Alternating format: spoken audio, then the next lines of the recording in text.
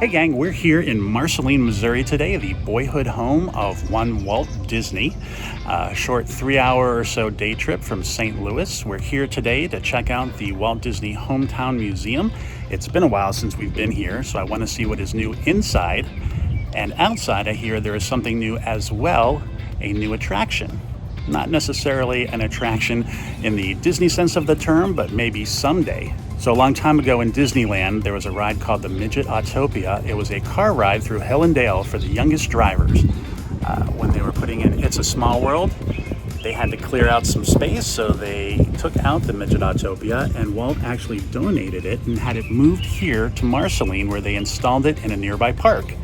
And it operated actually until the mid-70s when the costs just became too prohibitive and they closed it down. Well, apparently the museum has raised enough money and bought a piece of land right next door and started installing a new Midget Autopia. There is a track, or at least the concrete, where the track may go eventually. Oh, train coming in. So we'll check out that track, and then we'll just kind of go around the town and see some sights. This museum is packed with all sorts of memorabilia and history, with a focus, of course, on Walt's family and childhood in Marceline, as well as his deep connection with the town as he grew older. He lived there with his family from 1906 through 1911, and his love of trains was fostered by the rails running through the town. He attended Park Elementary School, where he carved his initials into his school desk, a desk that still survives to this day. One of my favorite exhibits tells the story of the Midget Autopia ride and how Walt moved it from Disneyland in the 60s to Marceline. I just think that is the neatest thing, to have an actual Disney attraction in your town. They must have been thrilled. The midget cars weren't actually steerable, they ran on electricity through the rail in the center of the track that guided them. As I mentioned earlier, it closed in 1966 to make way for It's a Small World, and then the Marceline version eventually closed in 1977. It's fun to read through the newspaper clippings and letters from Walt about the attraction. After checking the time at Disney locations around the globe, it's into a display of toys, merch, and park memorabilia. A highlight is a Mickey statue from the celebration of the 75th anniversary of Steamboat Willie. And this one is called All Aboard, designed by Ollie Johnston, who is one of the group of animators known as Disney's 9 Old Men. Nearby is a model of the airplane used to scout the Florida project that came to be known as Walt Disney World. You may remember the actual plane from the backstage studio tour at the Disney MGM Studios. The next room houses an exhibit showcasing the collection of memories from 2 Walt Disney World ambassadors. It's really interesting to see how much they were able to participate in during their magical years. Ambassadors represent the cast members of Disney World and play a role in bringing the magic of Disney into the Florida community. And hey, I love these custom mouse ears. How exclusive are those? Nearby is a showcase featuring some bits and bobs of memorabilia, ranging from tin toys from the 1930s all the way up to a plaque commemorating the opening of Star Tours. The next several rooms are dedicated to the history of Walt and the rest of his family, including a television that Walt sent to his sister Ruth so that she and her son could watch the grand opening of Disneyland. It also includes a signed cell that Walt's brother Roy gave to a school friend, and I think that's the kind of friend we could all use. And I love the variety of letterhead that the studio had as Walt sent letters to his sister detailing the monthly checks that he was sending her. Time to head up to the second floor, and on the way you can read a quote about how important Walt felt that Marceline was. More things of importance happened to me in Marceline than have happened since or are likely to happen in the future. Hey, I found a hidden Mickey. So far, we've seen a lot of cool displays, but before the next, I wanted to look out from this lovely meeting room across the parking lot to spy a bit of the park next door and just a glimpse of the new Midget Autopia tribute that's been built. You've heard of Club 33, but how about Club 55? It's a very exclusive group of cast members who opened or worked at Disneyland in 1955, and the only requirement for admission was a paycheck with your name issued by Disneyland in 1955. One of the sights we'll see later is the Disney Family Farm, where stood for many years Walt's Dreaming Tree. Sadly, it fell in 2015, but you can still give a touch to this remnant on display. The rest of the second floor is a large open room showcasing several different exhibits, starting with a recreation of what a classroom at Park Elementary might have looked like. There's a chalkboard to express your creativity by rendering out a Mickey Mouse, and I did my best. By the way, Park Elementary was torn down in 1960, and in its place stands Walt Disney Elementary, which we'll visit in a bit. The next display remembers the home video release of The Spirit of Mickey in 1998, which was celebrated with a premiere at the nearby Uptown Theater.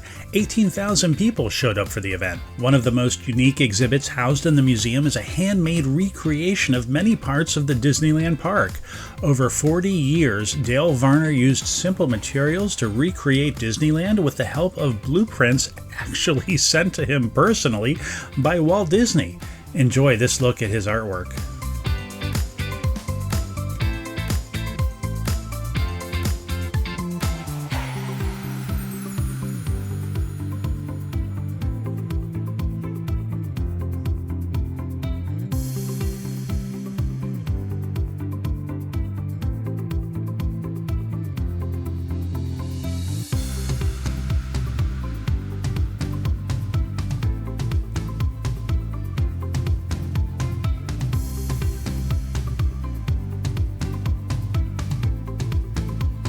And those are the highlights from our visit to the Walt Disney Hometown Museum. Of course, there's a gift shop, and it actually has a lot of unique items and interesting books. All right, so the museum was cool as usual, and now we're just kind of walking right next door to the E.P. Ripley Park, where they have the property that they've put the Midget Autopia track on. So let's check this out. Now that I've seen the installation, it's pretty clear that this is just a walking track. It's meant to be a tribute to the Midget Autopia. I'm pretty sure they're never going to install the ride here.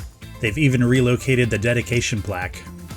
Relocated from the Magic Kingdom of Disneyland as a gift to the children of this community from Marceline's favorite sons, Walt and Roy Disney, accepted in appreciation, July 1966. So this is the original plaque. Very cool. There's a sign here that gives a bit of history on the Midget Autopia, that it was located near Storybook Land canal boats in Disneyland, and how it had to be removed for the construction of It's a Small World. This track, like the original, ends with a barn that visitors go through, I'm guessing on certain days when it's unlocked. Enjoy this walk through the Midget Autopia track.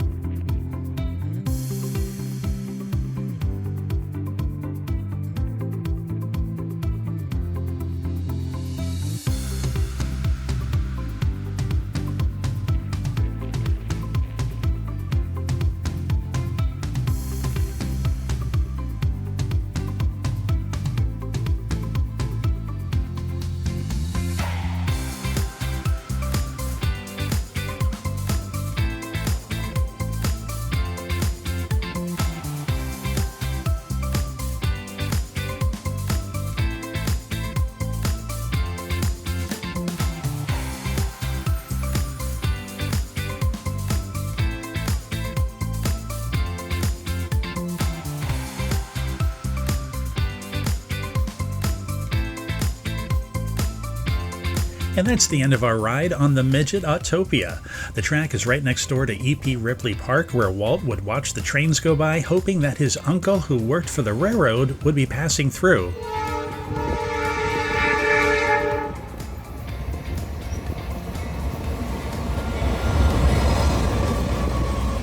Near the museum, we saw this locomotive and caboose, which looked to be a twin to the train at Disney Springs in Orlando.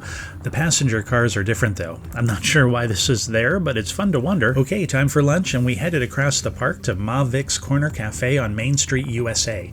Expect a cute diner atmosphere along with food at diner prices. I mean, they have a turkey club for just $7? Wow!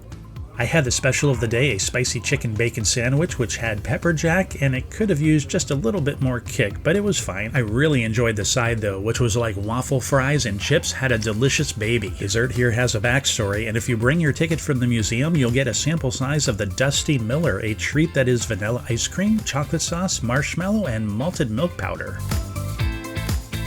There are Disney references and historical markers all over this town. They definitely own their history with Walt. A short walk down Main Street, USA brings us to the Uptown Theater.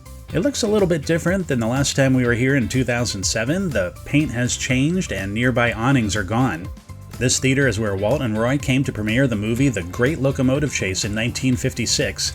They personally greeted each child at the door as they entered, and then the children sang the Mickey Mouse song to them before the film started, but because the Mickey Mouse Club wasn't shown in Marceline, they had to learn it just for this occasion. In 1998, the theater was once again home of a premiere, this time a home video release called The Spirit of Mickey. 18,000 people showed up for the event.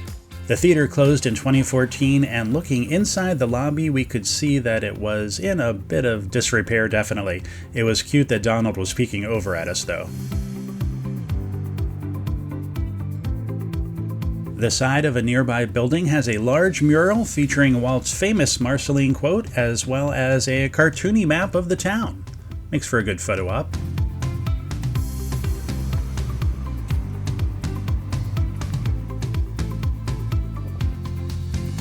Our next destination is the Walt Disney Municipal Park, just a few minutes outside of town. This park harkens back to the past a bit with its older play equipment and cute characters to ride. But that's not why we're here. So many years ago, when our children were tiny, we brought them here to Marceline, and one of the places that we visited was this park because we wanted to find the Midget Autopia track. And we did find it, and we let them run around and have a great time. So I wanted to see if any of that track was still here now that they've built the new track over by the museum, and the answer to that is no. There is no track left here at all. You can't even tell that it was ever here. So that's a little bit sad. Even though Google says that there is still track here, there is no track here. This would be the tree that is closest to the load area, at least in the Google Maps aerial view, and there's definitely nothing here. No sign at all that the Midget Autopia track was ever here. On a happier note, a flagpole from the 1960s Winter Olympics stands outside of Walt Disney Elementary School. Walt was chairman of pageantry for the games and donated it when the school opened. On our 2007 visit, we were able to see his old school desk as it was displayed in the lobby back then. We also saw some of the character art that Disney had commissioned for the school walls. How fun would it be to go to school every day and see that? On our way out of town, we stopped at the Disney Family Farm. We were able to see Walt's dreaming tree back in 2007 and a newly planted sapling down to the right, and although the original has since fallen, the sapling has certainly grown. The Hometown Museum has done an excellent job with their historical stories you can read along the way to the barn. By the way, if you have any mobility concerns, keep in mind that the path to the barn is not paved, it's mostly grass and some mulch.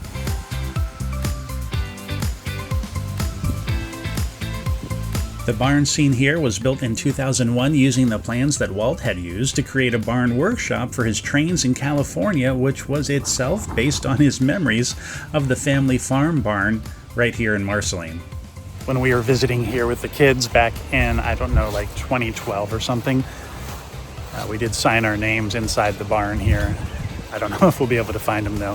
What's cool is actually when artists come, they will draw their favorite characters and sign them. So let's see what we can find aside from our own names. Well, we didn't have much luck finding any famous artists, and actually since 2007 the walls have been literally covered with signatures and memories. So much so that they've added some extra beams up above, apparently when there are D23 get-togethers in Marceline. D23 being, of course, the official Disney fan club. So we took the opportunity to inscribe ourselves on a brand new beam. Last thing to catch a glimpse of on the way out of town is the official Disney family home, now a private residence, so no peeking in the windows, please. And that's it. If you ever want to learn a little bit more about Walt Disney, you can't beat a trip to Marceline. Thanks for watching. See you real soon.